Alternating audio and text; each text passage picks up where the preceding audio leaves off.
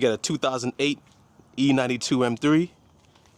And we got my man Gary here. Gary, what's up, bro? What's going on, man? All right, man. So go ahead, man. Tell us about the car, man.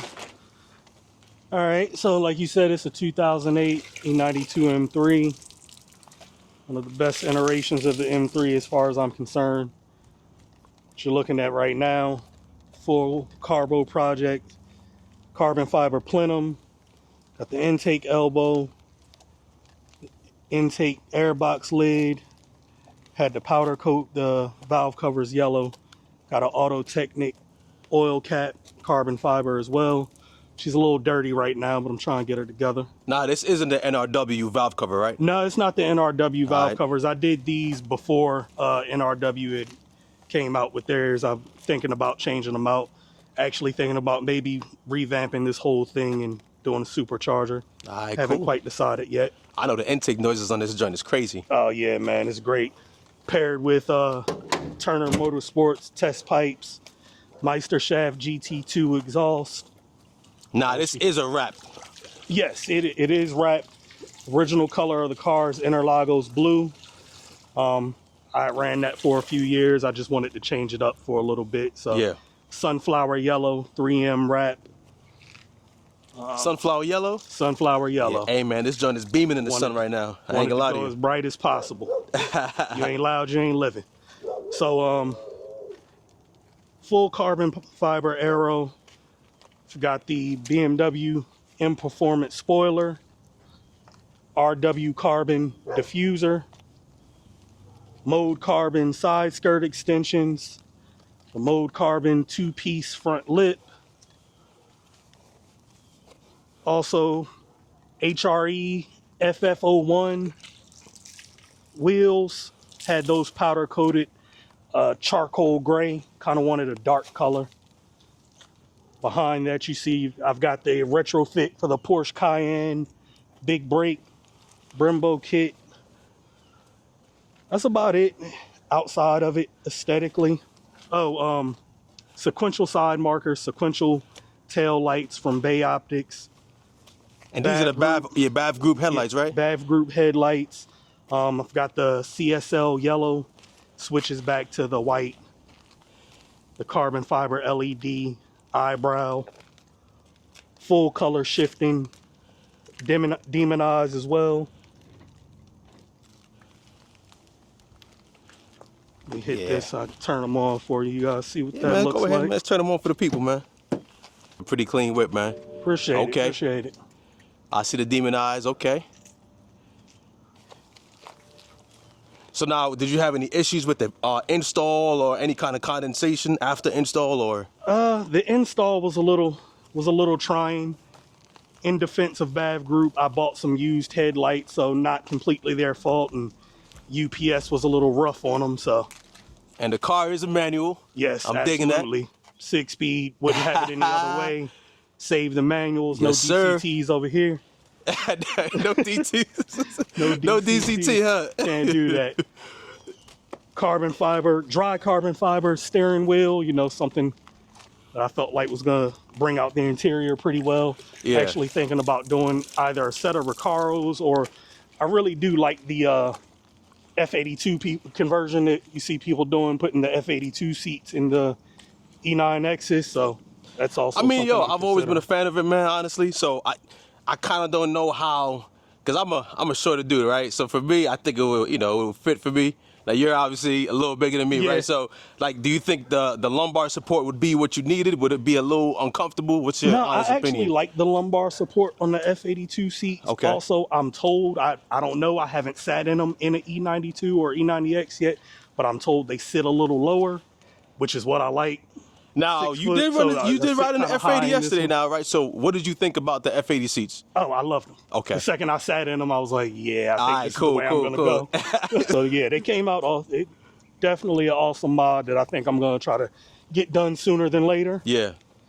I don't know if I'm missing anything else. Oh, tuned by Bob at Stage Performance. Shout out, Bob. Shout out to Bob. What's the story on the plate, man? Just something like, what is the significance of game over? I'm going to show you something. My trunk's a little dirty, but it's all I'm real good. Indecisive. It's all good. It's just car wash conversations, man. This is one of my other plates. I got tired of that. I actually wrapped it yellow just for a show. Put that one on there at the show. So let me see if I've got my other one in here. This is another one of my plates. I'm a little indecisive. I ran through 3 different plates in probably 6 months because I couldn't decide what I wanted to go with, and I just stuck with game over. It seems appropriate. Are these plates accessible for the people? Because somebody might take your idea, man. I'm gonna be honest. Yeah, they might. Let's cover this one up because I might go back to that. Might go back to that one day. But so what made you go with the wrap, man? Because I see a lot of people wrapping their cars. Like, what was your drive to wrap the car?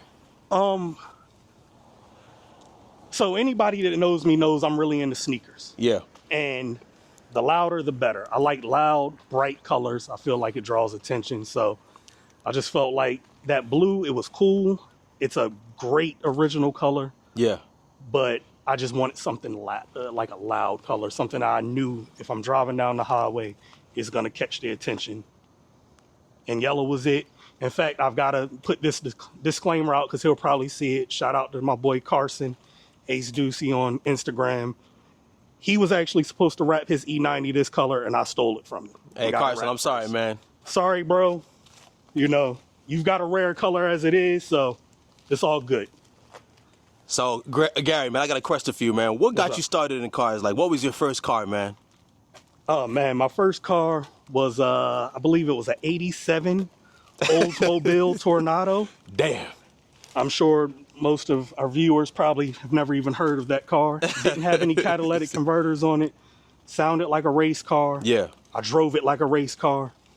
It wasn't a race car, guys. It wasn't fast at all. It sounded fast. It sounded loud. It was annoying to everyone that got in it, but it served its purpose. So now here's my question, right? 15 years old in high school. Growing up, car. That's all that mattered. Were you a car kid? When I say that, meaning were you out there with your pops changing brakes, changing oil, or were you kind of just you kind of just fall into the love of cars? Like, what's your whole origin story, I guess? So I grew up in Maryland. All right. Shout out to the DMV. Absolutely, no place like it. My pops is from North Carolina, so when I would spend summers with him, I've been driving since I was 12. Yeah. I learned how to drive in an old pickup. I think it was like a Ford Ranger or something like that. I think it was either a 4-speed or a 5-speed. So my first vehicle I learned how to drive was a manual. So I've been doing that forever. I'm not gonna lie, like I've always been into cars. Fast and the Furious kind of took that to a whole nother level. Yeah. That came out, I think, around my senior year. Yeah. When I started being able to make my own money and things like that. And yeah, I think it happened for all of us like that. You know what I mean? Yeah, like Fast and the Furious was that, man. Need for Speed Underground, Gran Turismo. I think that was the whole entry point for a lot of us into the car game. Now here's another question, right? As far as M's go, is this your first M? This is actually my first M. Okay. Not my first BMW. Okay. Very first BMW was a 88 E30 Zender kit, gold BBSs. Yeah. Sounds amazing. Didn't know what I had. Sold it for probably like $800. Had no clue what I was sitting on. It had a fuel issue and I got rid of it. That's actually how I met my wife, though. Shout out. Oh, shout out to the wife, man. So from there, I think my next BMW was a 96 318. Okay. Manual or automatic? Manual. All of these vehicles are manual. This man is a diehard. I will not drive a 2-door car that's not manual. Say the manuals. Say the manuals. So I had that, did a full M3 bumper conversion on it. If it wasn't going to be fast, it at least had to look fast. So did that. From there, 2000 E46, black on tan, also manual. When I picked that up, I actually picked it up from Myrtle Beach. The whole way back, I keep hearing this knocking, and I'm thinking like, well, I know it's not a motor knock because it's coming from the back. Sounded like a bad ground in a speaker or something. That's when I found out about the notorious subframe tears on the E46. E46, yep. So finally figured out what that was, got the subframe reinforced. Car was great for me, but it didn't have the speed. After that, I went to a 2007 335 N54 twin turbo. If your 335's not an N54, It's not a 335. I'm sorry. I just got to break it to you. Built that up. It was an awesome vehicle. Fully built that. Turbos, everything. But at that point, you know, I've had so many BMWs. I was like, you know what? I've never had an M car. So I felt like, all right, it's time to get an M car. So from there, my options were E46 M3 convertible out in Chicago, manual, of course, or the 335 in Monaco blue, 6-speed manual M54 twin turbo, and it was in Maryland. I liked all the bells and whistles on the newer car, so I ended up going with the 335. Got that, enjoyed it. And then when I decided I wanted an M car, I wanted to keep it E92, I wanted to keep it manual. So I found this one. The funny part about that, I was actually closing on a house at the time. So, you know, shout out to the seller out in Austin, Texas. He was patient with me because I couldn't buy it until I closed. Didn't want to make any big withdrawals out of my account. So the second I closed on my house, I literally bought this car from him in the parking lot. I wire transferred a complete stranger $19,000 in the middle of a pandemic and prayed that he put my car on a trailer and sent it to me. He did. Shout out to him. There's still honest people in the world. Hey, man, I'm glad you were able to get this car, man. So overall, man, you know, during the time of your ownership, do you regret getting this vehicle? No, not at all.